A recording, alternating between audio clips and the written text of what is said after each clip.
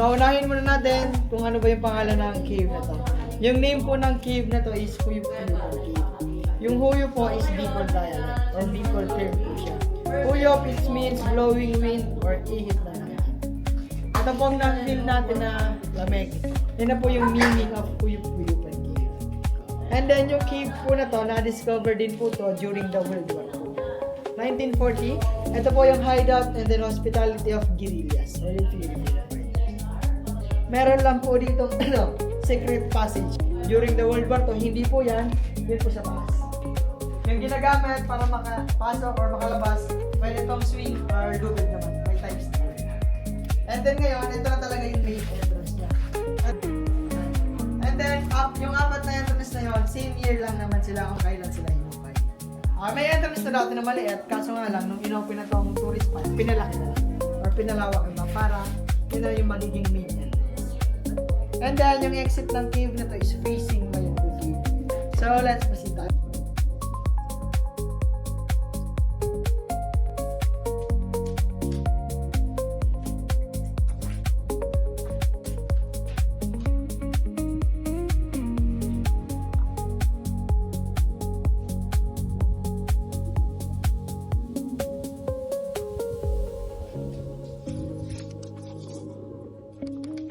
Entrance of the third floor of the cave. Yung kasya po dyan, bata na lang, 5 below na lang at. Yung tumutulo po is continuous po yan. Ito ay stalagmite ceiling, ito ay stalagmite ground.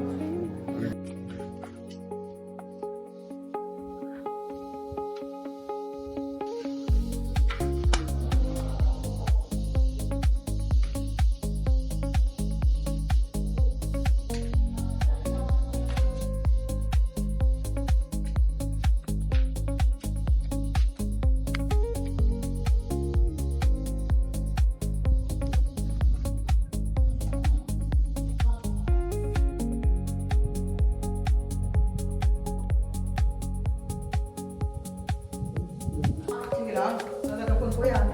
And then, let's proceed po. So, look na po kayo sa top or sa taas. Ayan na po yung mga bats.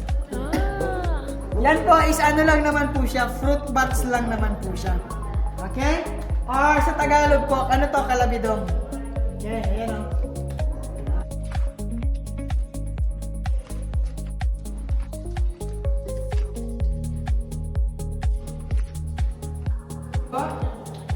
So, wait lang po. Ayun. Gusto nyo po makakita ng snake sa loob ng cave? Small snake. Walag na po natin gagalawin po siya. Hindi naman po yan nakakatakot. Dahil lang naman po siya. Yan po yung python. Ulit. Yes po. Pero hindi naman nagpapakita yung nanay or yung mami niya. Yan na yung small. Sa loob ng cave, talagang may encounter na ganyan. Pero mga friendly naman po yan.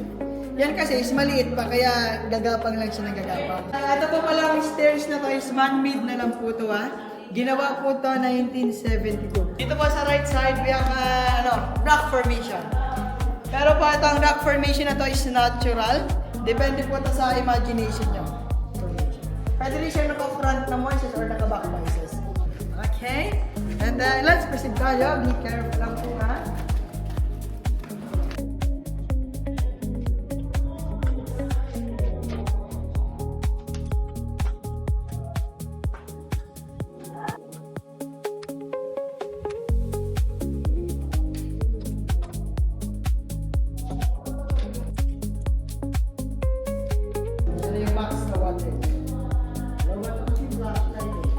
So, let's proceed po tayo.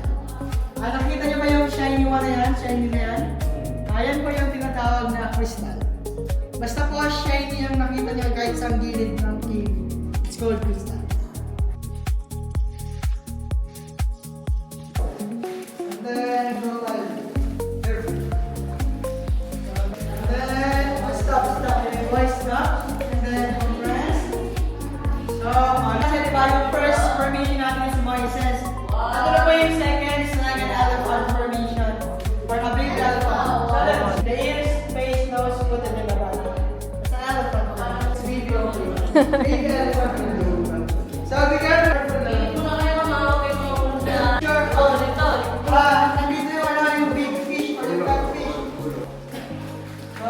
ano, yung cup, kaya wala ganyan yung tubig. So, let's proceed po. So, the top of the rice talaga. Ito siya, parang falls na po siya. Man-made to? Yes, man-made na din yan. Same year na naman. So, dito na tayo dadaan sa rice sa lipa. So, touch mo yung water. Cold naman yung water. And then, ma'am, sir, gusto niyo ba na mag-take ako ng video habang lalabas kayo ng second? Ha!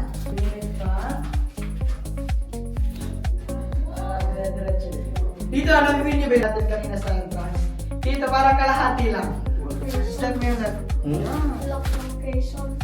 Oh. Oh. Dapat maganda yun. Siguro, pupunta ka. So, let's proceed outside the door.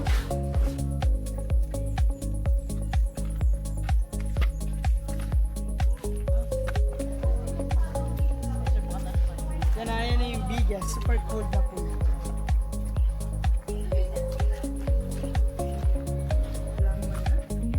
And then, itin natin dito yung doy. Ito na po yung cemetery during the pre-colonial of the Philippines. So, 1972 po, meron po dito nagpunta ang archaeologist. The name of the archaeologist is Francis Copa. Siya po yung na-assign dito para mag-discover ng mga bones sa third opening ng cave. And then, hindi lang siya archaeologist, pare pa po siya. And then, yung first na ginawa niya dito is nag-bless muna siya ng cave. Katapos na, nag-okay na po siya dito. And then, many more bones po talaga yung na-discover niya dito. And then, dito naman po sa part na to, yan na po yung sinadyang pinuton. Kasi, meron din pong na-detect si Conscious Kabak na bones sa gitna po. Kasi po, lahat na na-discover na bones dito is hindi po unang libeg. Lahat po second burial. Or lahat. Nakalagay po lahat sa pottery dyan. One human, one pottery dyan. Yun po yung na-discover dito ni Conscious. Kaya nasa ano na po yun, National Museum. Yan sa Kamaligkirk, may tira naman ang pottery. Pero dito sa third opening ng cave, meron tayong remain of bones. O yung fossil na tinatawag, yung kinain ng bato. Doon tayo sa side. Parang manhong nilang puto. So ito po yung first evidence. Ito po yung femur or yung leg parts. Ayun na yung longest bones. And then next is the human ribs. Okay, the second. And then the third or the last part is the skull. So ano siya, back of our head po natin siya. Ito po siya. Ayan na lang na 3. Yung nainiwan na remains of bones. Dito, kung gusto niyo po mag-wish, wala nang problema. Depende po sa inyo if gusto niyo. Tumong na tubig, pag may pain sa katawan, pwede niya gusto. So please follow me again. And then ito na pala lang yung water line during the Noah's time. Yan po siya. Maikot na po yan. Water line during nung kaninang nakita niyo. Pero ito is nasa pabang part siya. And then super clear po ulit yan. And then go to yung mga manikip. Dito nagka-drop yung books nila. Or yung tigil nila. Yan na, ayan sa baba. Doon na po tayo kanina sa baba. Yun yung in-explore natin. And yun na yung kanina. Look, natrad niya kanina. So, dito na muna. Focus na muna dito sa part na ito. Dito. Follow nyo na lang yung shadow na. Ito po ang formation na to para po yung baig na katalikod. Ito na yung dance floor. Tagang totoo naman po ang naging sayawan. Pero naging sayawan po ito, martial time lang. Kasi may curfew hours. Dito sa skull formation. Parang skull talaga, sa mo yung... Sa kabila, meron pa tayo. Follow na yung shadow ng kahoy. Eyes and then beak, owl or cone formation. Yan, okay sa camera naman. So may shadow ng kamay. Crocodile. Snake. Luminous na yan. Ayan, nakakita naman sa camera ni ma'am.